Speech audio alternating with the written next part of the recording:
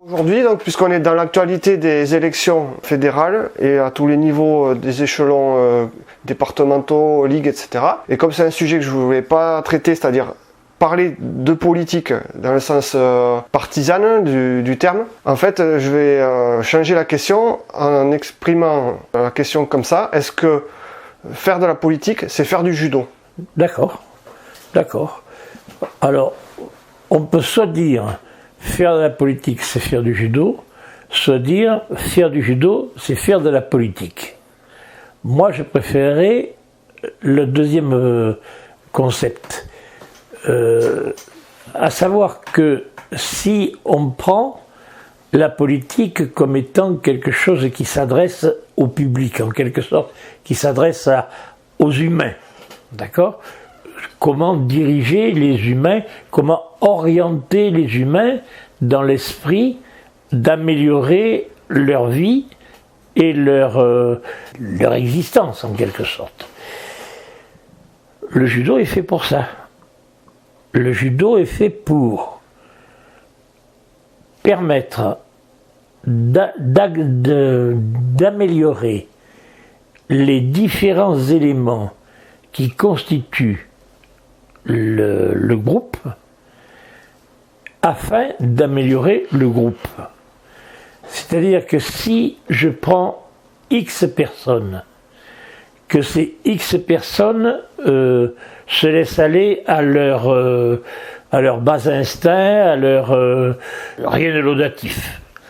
Ça sera une X personnes qui seront dans le désarroi total, d'accord ? Si maintenant j'arrive à améliorer par le truchement d'un élément d'un esprit politique, si j'arrive à améliorer chacun des éléments constituant le groupe, obligatoirement j'améliorerai le groupe. C'est le sens de ce que Jigoro Kano a dit quand il a parlé de Jitai Kyoe, l'entraide pour la prospérité mutuelle. Si ça, ce n'est pas une réflexion qui finalement soit un comportement politique, la politique ne veut plus rien dire. La politique, c'est partir d'un constat, partir d'éléments, puis faire évoluer ces éléments et les faire évoluer dans le bon sens. On a vu, à contrario, des despotes tels que Hitler, tels que Franco, tels que ceci, tels que cela, faire de la politique qui était finalement une politique destructrice, puisque c'est une politique qui ne prenait pas en compte l'ensemble des éléments d'un groupe. Il prenait une partie d'un groupe qui soit petit à petit leurs émules et qui arrive à imposer quelque chose à d'autres individus. Ce qui a été le cas de la Shoah, le cas de ce que l'on a vu avec les extrémistes dans le monde entier. Au contraire, la politique du judo, ce en quoi le judo est une bonne politique, c'est qu'il s'adresse d'abord à l'individu, en mettant l'individu devant la découverte de lui-même. C'est-à-dire que l'individu se trouve confronté à des difficultés d'ordre locomotrice, d'accord ? Et il va soit abandonner et ne plus s'occuper, soit au contraire chercher à sans cesse améliorer sa potentialité locomotrice. Améliorant sa potentialité locomotrice, il va petit à petit prendre conscience de ce que, en extrapolant, il peut, par le fait même de cet acharnement à faire mieux, il peut arriver à améliorer son comportement général. Il va améliorer son comportement général en ce sens que il ne va plus voir dans l'autre un concurrent, mais il va voir dans l'autre un autre lui-même lui permettant de progresser tout en permettant à l'autre de progresser aussi. Finalement, c'est ça le judo. Donc, dire que on puisse avoir, par le canal du judo, développer une politique bénéfique pour l'ensemble des individus, j'en suis convaincu. Oui. Je peux vous poser une question? Oui. Alors, donc, puisque ça permet l'amélioration individuelle, on a quand même dans le monde entier des individus très différents. Oui. On a des disparités qui peuvent être assez éloignées entre tous les individus. Ça n'empêche pas donc de pouvoir s'améliorer chacun et malgré tout garder quand même des différences et se retrouver assez éloigné de l'autre qui pourrait être un miroir, quoi, un autre soi-même. Donc finalement dans ce groupe, est-ce que ça n'empêche pas qu'il puisse y avoir des différences et qu'on puisse ne pas être d'accord finalement? Tu as tout à fait raison parce que l'être humain a un capital en soi qui est son éducation, qui sont ses traditions, qui sont les particularismes de ce que c'est un Européen, un Asiatique, un Africain. Donc il y a un vécu ancestral différent. Mais ce qui est extrêmement intéressant dans le judo, c'est que pendant qu'ils vont travailler ensemble, dans la mesure où ils vont chercher à véritablement faire réellement le judo, ils vont se rendre compte que mutuellement, ils s'apportent quelque chose. À savoir que je reprends mon thème des 4 étapes dans la vie du judo, le judo avec l'autre. Avec l'autre, ils vont découvrir. Mais en découvrant le judo avec l'autre, ils vont découvrir l'autre.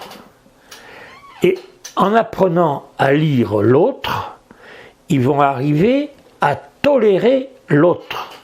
Le tolérer, c'est-à-dire non pas le juger par son atavisme ou son éducation ethnique, mais le juger pour ce qu'il est.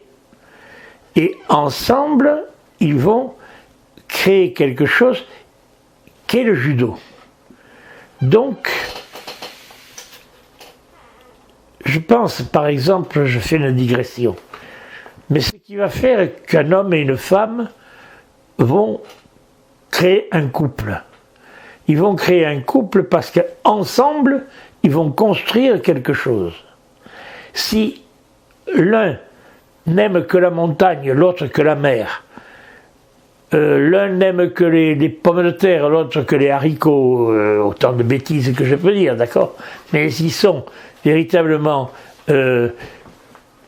en discordance, ça ne fera jamais un couple.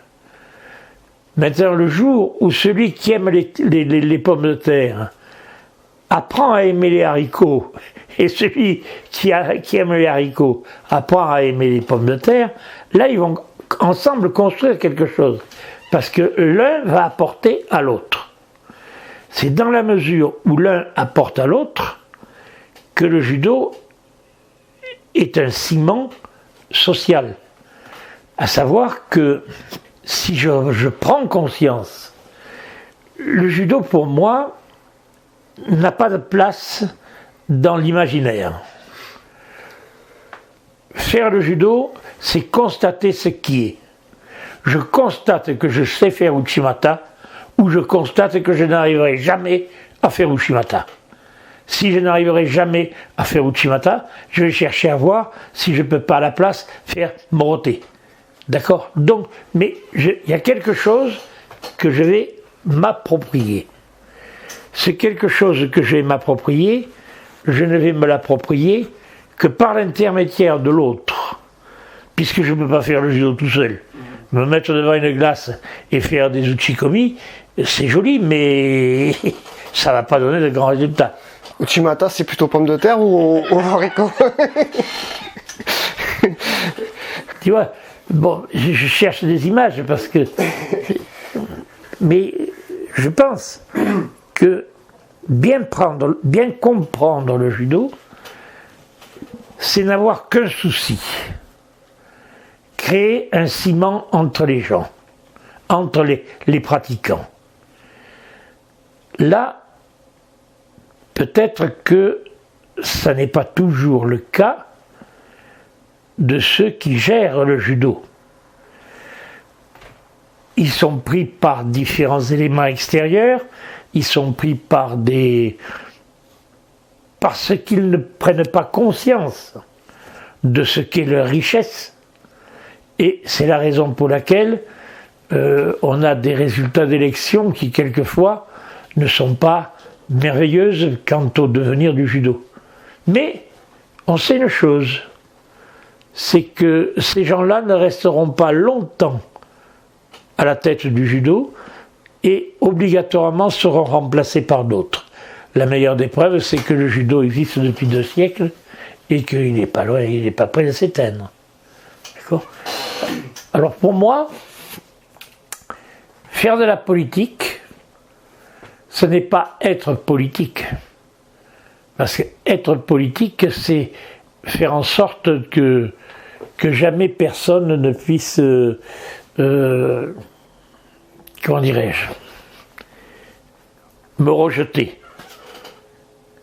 Non, faire de la politique, c'est faire de la politique dans un sens précis. Le sens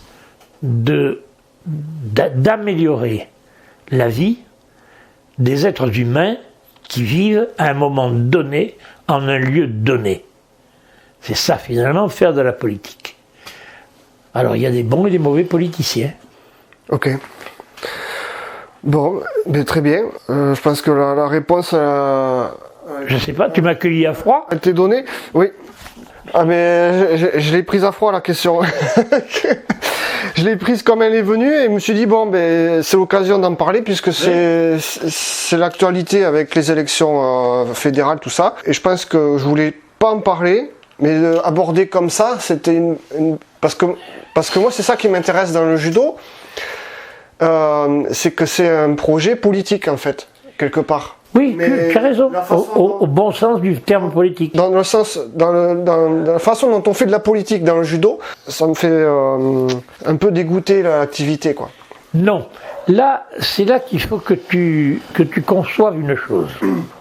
Comment t'expliquer ça? Prenons une image. Tu vas prendre 10 individus qui vont conduire une voiture. Sur les 10 individus, tous feront marcher leurs pieds et leurs mains de la même façon pour conduire la voiture. Mais tous n'auront pas le même comportement quant à la façon de conduire la voiture. Tu as celui qui va toujours veiller à ne pas gêner les autres, à ne pas risquer la vie des autres, à ne pas risquer sa vie, tout en étant quand même efficace dans sa façon de conduire. Il saura conduire vite au moment où il pourra et où il aura la potentialité de le faire, mais il saura également ne pas conduire vite dans la mesure où il prévoit une possibilité de télescopage avec d'autres. Maintenant, tu as celui aussi qui est dans sa voiture, vrom vrom, il est content, il a la radio à fond dans sa voiture, il n'entend rien de ce qui se passe autour de lui, et il conduit comme une bombe sur n'importe quel itinéraire. Les deux savent conduire une voiture, Oui. mais les deux n'utilisent pas la voiture de la même façon. Oui. De même que tu as des gens qui vont voir dans le judo seulement un aspect du judo. Et tu as des gens qui vont voir dans le judo la globalité du judo. Celui qui ne va voir dans le judo que un aspect, la rentabilité de la potentialité du combattant. Il a la potentialité de devenir champion du monde, j'en fais un champion du monde. Peut-être un bon, peut-être un pas bon. Peut-être aura-t-il celui-là, ce champion du monde, une vision du judo qui sera exacte, peut-être aura-t-il une vision du judo qui sera tronquée. Donc c'est là que je vais devoir toujours imaginer que je suis sur mon cheval, et mon cheval il a 2 rênes.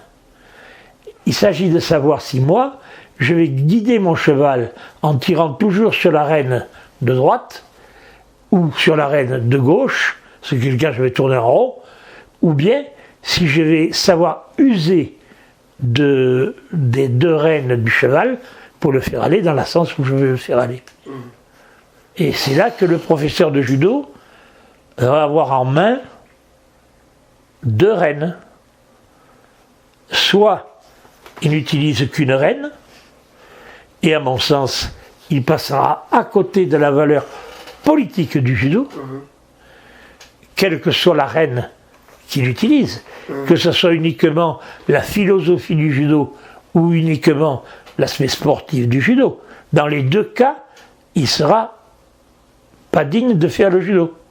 Voilà. D'accord. Okay. Or là, quand tu me dis que tu es un peu écœuré de voir certains gestionnaires du judo maltraiter le judo en quelque sorte. Il y a beaucoup d'éléments qui vont entrer en ligne de compte. D'abord, quelle éducation du judo auront-ils eu dans leur pratique? Je ne le sais pas. Deuxième point, quels vont être les éléments extérieurs qui vont les contraindre à orienter le judo dans telle ou telle direction? Je ne le sais pas non plus. Donc, on peut très bien avoir des gens, sans nommer personne, on peut très bien avoir des gens qui gèrent le judo, qui le gèrent de façon choquante, mais qui ont des circonstances atténuantes. Ouais. C'est là que l'on voit, à mon sens, ce qui était essentiel, c'est comment former des professeurs de judo et des retransmetteurs du judo. C'est là qu'est le problème. Parce que si on ne forme pas des professeurs de judo qui aient ce sens profond de ce qu'est réellement le judo, de toute la valeur du judo, c'est pas eux qui sont dans l'erreur. C'est ceux qui les ont formés qui sont dans l'erreur. Parce qu'on n'a pas attiré leur attention sur le fait que c'était un joyau qui permettait d'avoir des résultats sportifs hors pair, mais qui permettait surtout et également d'avoir des gens qui, dans les contacts humains qu'ils ont, apprennent à lire l'autre, apprennent à prendre garde à l'autre, à aider l'autre, à s'entraider avec l'autre, etc., etc., etc. Ouais. En fait, moi je vais pas refaire le monde, mais quand on fait de la politique, forcément, alors, au début on a parlé du groupe, donc c'est à dire qu'il y a un groupe, c'est le groupe humain, il y a pas de scission quoi. Et quand on fait de la politique, ben naturellement il y a forcément au moins 2 groupes qui s'opposent. Et du coup, ben c'est plus, on peut plus entre guillemets faire du judo parce que c'est une opposition de groupe. C'est pas une opposition d'individu dans le sens de la progression naturelle de l'apprentissage de soi et contre l'autre, avec l'autre, etc. Donc on crée des groupes en fait qui vont se détruire parce que le but du jeu dans la politique de cette façon-là, c'est de gagner forcément. Et du coup, ben, on va pas chercher à s'associer avec l'autre groupe, on va chercher à s'approprier, entre guillemets, les rênes, hein, comme vous disiez tout à l'heure, à s'approprier le pouvoir. On les partage pas, quoi. Ouais. Et moi, c'est ça, en fait, qui me dérange, et que ce soit dans le judo ou dans la vie politique plus générale, quoi. Et c'est toujours ça qu'on observe, c'est toujours des oppositions, c'est jamais des associations, en fait. Alors c'est pour ça, et quand je le vois retranscrit dans le monde administratif du judo, ben c'est le même schéma. C'est pour ça que ça me, entre guillemets, je m'en éloigne, quoi. Alors tu vois, il y a quelque chose qu'il faut percevoir. À mon sens, c'est qu'il ne faut pas être trop entier. Tout à l'heure, je te disais, il y a des gens qui aiment les pommes de terre, d'autres qui aiment les haricots verts. Je reprends l'image. Parce que celui qui aime les pommes de terre, c'est parce que il a été, en quelque sorte, façonné à aimer les pommes de terre. Peut-être que la première fois il a mangé de la pomme de terre, il n'a pas aimé. Mais petit à petit, le temps passant, etc., il s'est fait au goût de la pomme de terre, à la texture de la pomme de terre, à tout ce que tu voudras de la pomme de terre, et il va voir que de la pomme de terre. Celui-là, si il est un peu limité, je dirais pas borné, mais un peu limité. Mordicus, il montera sur la barricade en disant « Seule la pomme de terre doit exister ». Tu vois. Si par contre, on arrive à petit lui faire entrevoir autre chose que la pomme de terre, il va y avoir deux solutions. Soit il va refuser, teigneux comme une bourrique, soit il va tenter. Et c'est là que dans la mesure où tu as des courants politiques qui se présentent et qui s'opposent, tu as des courants politiques qui, en admettant qu'ils soient les uns et les autres de très bonne foi, ce qui n'est pas forcément le cas.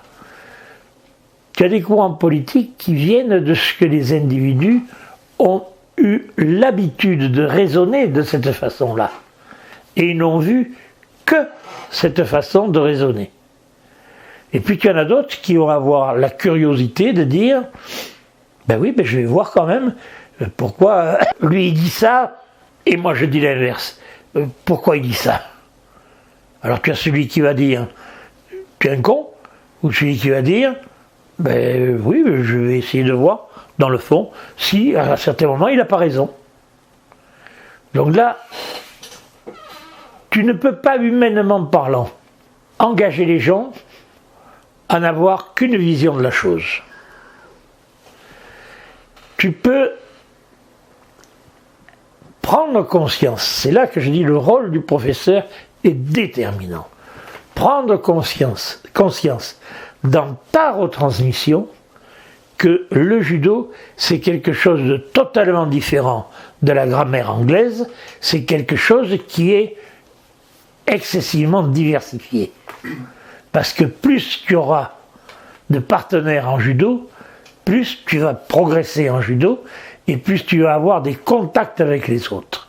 Si tu es enfermé dans ton club en disant « hors de mon club, point de salut », à ce moment-là, c'est pas bon le judo.